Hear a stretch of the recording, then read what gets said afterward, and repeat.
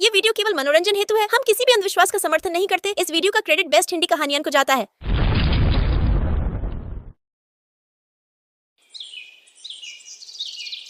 नासिक में सुपर्णा अपने पति नंदन और सास कमला के साथ रहती थी। सुपर्णा एक डिजाइनर थी जो कि बड़े ही सुंदर सुंदर तरह तरह के पर्स डिजाइन करती थी।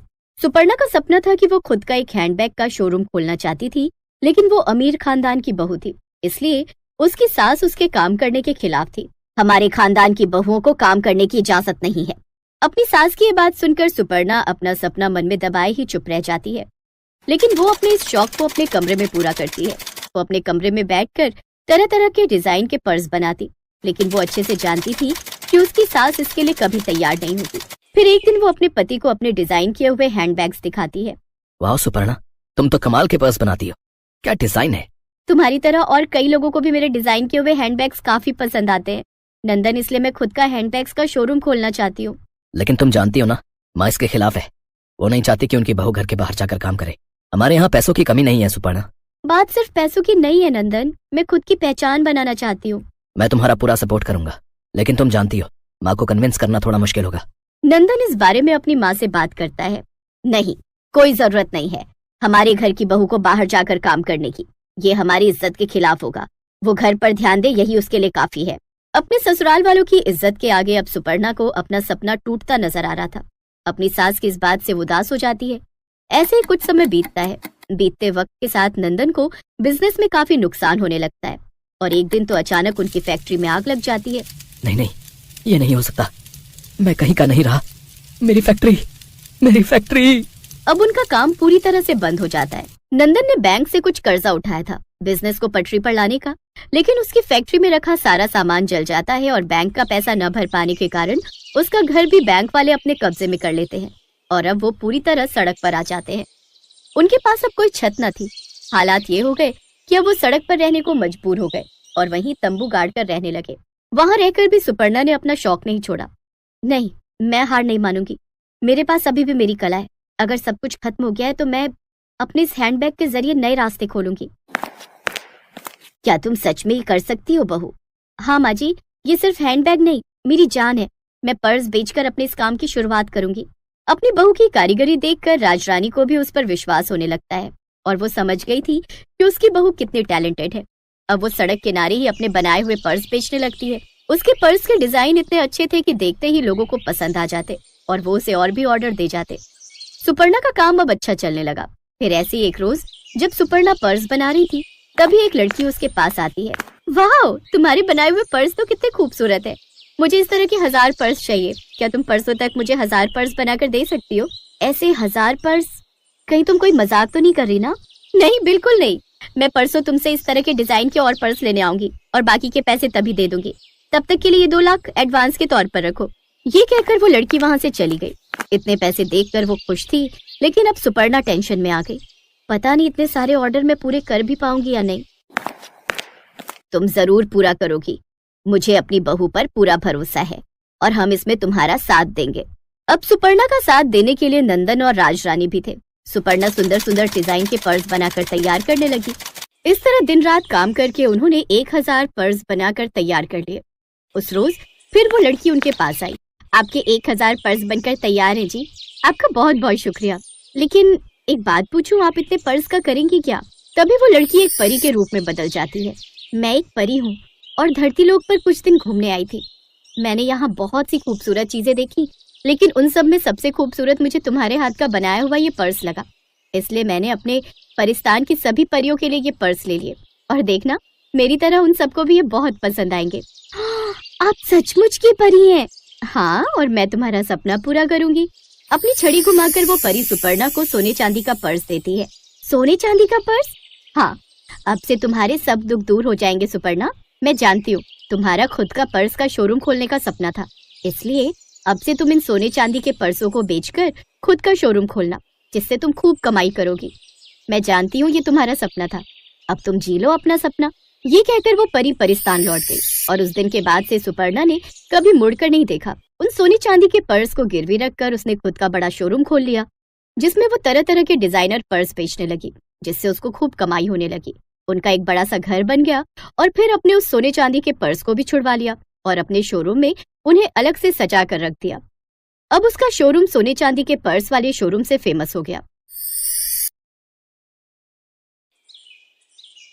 सुहानी अपने पिता महेंद्र के साथ रूपनगर में रहती थी। बचपन में जब सुहानी की माँ का देहांत हो गया तो उसके पिता ने दूसरा विवाह कर लिया। सुहानी की सौतेली माँ सुधा शादी के बाद अपनी बेटी ज्योति को भी साथ लाई थी। सुहानी और ज्योति अब बड़ी हो चुकी थी। सुहानी देखने में बहुत सुंदर थी। उसके लंबे काले और घने बाल उसकी सुंदरता में चार चांद लगा देते थे। ये देखकर सुधा सुहानी से बहुत ईर्ष्या करती थी। एक दिन, ज्योति, तुझे कितनी बार बोला है तू भी सुहानी जैसे सुंदर बालों वाली बन। देख उसके बाल कितने काले, लंबे और घने हैं। पता नहीं कितने महंगे महंगे इत्र और खुशबू वाली जड़ी बूटियां लाकर दी हुई हैं। पर तुझे घूमने से फुर्सत मिले तो तू बालों पर ध्यान देना। सुहानी को देख कितने सुंदर बाल है उसके। माँ, सुहानी के बाल बचपन से ही बहुत सुंदर हैं। मेरे बाल उसके जैसे नहीं है तो इसमें मेरी क्या गलती है? सुधा, सुहानी के लिए जो रिश्ते की बात की थी उन लोगों को सुहानी पसंद आ गई है। वो लोग अगले महीने ही विवाह के लिए बोल रहे हैं। मैं सुहानी को ये खुशखबरी बताकर आता हूँ। पिताजी, मैं आपको छोड़कर कहीं नहीं जाऊंगी। मुझे कोई विवाह नहीं करना। नहीं सुहानी बिटिया, हर कन्या के पिता को ये आस होती है कि उसकी पुत्री विवाह करके सकुशल अपनी ससुराल जाए। और फिर धर्मचंद जी जाने माने व्यापारी हैं, तो उनके पुत्र के साथ बहुत खुश रहेगी। और फिर सुहानी की शादी धर्मचंद जी के बेटे सुमेर चंद के साथ हो जाती है। सुहानी को अच्छा और पैसे वाला घर मिलता देख सुधा जलन से भर जाती है। मेरी पुत्री ज्योति का रिश्ता भी तो इतने बड़े सेठ के घर हो सकता था, पर इस सुहानी की वजह से ये संभव नहीं हो पाया। मैं भी देखती हूँ इसका विवाह इतने बड़े घराने में कैसे होता है। मेरी ये दवाई अपना असर दिखा देगी। सुहानी, जाओ जल्दी से स्नान कर लो, फिर विवाह के लिए तैयार भी होना है। हे भगवान, मेरे बाल कहाँ गए? मेरे सिर के तो सारे बाल गायब हो गए। ये कैसे हो गया? मैं गंजी हो गई। मेरे बाल कहाँ चले गए? पिताजी, पता नहीं, मैं नहाकर बाहर आई हूँ तो देखा मेरे सिर पर बाल नहीं है। पिताजी, अब मैं क्या करूँ? हे राम, ये क्या हो गया? तुम्हारे बालों से तो तुम्हारी सुंदरता थी, अब तुम गंजी हो गई हो। अब तो कोई भी तुमसे विवाह नहीं करेगा। ये सब क्या हो गया प्रभु? मेरी बेटी के साथ ऐसा क्यों हुआ? मेरी बेटी ने कभी किसी का बुरा नहीं चाहा, फिर उसको ही ये दुख क्यों मिला? सुहानी का रिश्ता टूट जाता है। महेंद्र भी सुहानी को लेकर अब बहुत दुखी रहने लगा था। सुहानी जब अपने पिता को दुखी देखती तो वो भी फूट फूट कर रो पड़ती थी। और ऐसा होते देख सुधा और ज्योति मन ही मन बहुत खुश होती थी। अब तो नगर के लोग भी जब सुहानी को देखते तो उसे गंजी कहकर उससे डर कर भाग जाते। अरे, ये गंजी लड़की कितनी बदसूरत दिखाई पड़ती है। हाँ बहन, इसे देखकर तो डर लग रहा है। चलो यहाँ से चलते हैं। हे भगवान, सब लोग मेरे से नफरत करते हैं। मेरे भी सपने थे कि मेरा विवाह होगा, मैं भी अपने ससुराल जाऊंगी। मेरे सारे सपने चूर चूर हो गए। मेरी वजह से मेरे पिताजी भी आज दुखी है। फिर मैं जीकर क्या करूंगी? तभी सुहानी के सामने उसकी माँ प्रकट होती है। माँ, आप कहाँ चली गई थी मुझे इस दुनिया में अकेला छोड़कर? मैं तुम्हारी मदद के लिए धरती पर आई हूँ। तुम बहुत अच्छी लड़की हो। अब तुम्हें निराश होने की आवश्यकता नहीं है। मैं तुम्हें ऐसे बाल दूंगी जिन्हें देखकर लोग तुम्हें कभी नहीं भूल पाएंगे। मैं तुम्हें सोने चांदी के बाल प्रदान करूंगी। जैसे ही सुहानी की माँ सुहानी के सिर पर हाथ फेरती है, सुहानी के सिर पर सोने चांदी के बाल आ जाते हैं। सोने चांदी के सुनहरे चमकते बाल सुहानी की खूबसूरती को और बढ़ा रहे थे। माँ, ये सोने चांदी के बाल तो बहुत खूबसूरत है। आपका बहुत बहुत धन्यवाद। आपने मुझे फिर से सुंदर बना दिया। आपने मेरी सारी परेशानी दूर कर दी। खुशी खुशी अपने घर जाओ सुहानी। अब कभी भी उदास नहीं होना। मेरा आशीर्वाद सदैव तुम्हारे साथ है। सुहानी खुशी खुशी घर की ओर चल पड़ती है। तभी रास्ते में नगर के राजकुमार की सवारी जा रही थी, इसलिए रास्ते पर चलते लोगों को कुछ देर के लिए रुकने के लिए कहा जाता है। नगर के राजकुमार को देखने के लिए कितनी भीड़ लग गई है। भीड़ में से निकलने की कोशिश करती हूँ। ये सोने चांदी के बाल वाली लड़की, अरे भीड़ में इसका चेहरा दिखाई नहीं पड़ रहा। कितने सुंदर बाल हैं इसके। कहाँ गायब हो गई? हम रथ से उतर कर भी नहीं जा सकते। ओहो, कितने सुंदर बाल थे उसके। वो तो खुद भी कितनी खूबसूरत होगी। सुहानी घर पहुँचती है। मैं अपने बालों को इस दुपट्टे से ढक लेती हूँ, नहीं तो माँ ढेरों सवाल पूछ लेंगी। मैंने इसकी ऐसी हालत कर दी है कि इसे अपने गंजे सिर को छुपाना पड़ता है। माँ, तुमने बहुत सही किया इस सुहानी के बाल गायब करके। सुहानी अपने कमरे में आ जाती है। उधर राजकुमार सूरज सिंह सुहानी के ही ख्यालों में डूबा हुआ होता है। वो सुहानी को याद करते हुए एक तस्वीर बनाता है। राजकुमार सूरज सिंह, आपके स्वयंवर की सारी तैयारियां हो गई हैं। दूर दूर से राजकुमारियों के लिए संदेश भिजवाया गया है। पर ये तुम क्या बना रहे हो? बिना चेहरे की तस्वीर? पिताजी, ये तस्वीर उस लड़की की है जिसके सोने चांदी के बाल हैं, और मैंने निश्चय किया है कि मैं इसी लड़की से विवाह करूंगा। बस मुझे उसे ढूंढना है, और वो कहाँ मिलेगी मैं यही सोच रहा हूँ। पुत्र, सोने चांदी के बाल वाली लड़की सिर्फ कहानियों में होती है। तुम ऐसी लड़की कहाँ ढूंढोगे? ये जिद छोड़ दो।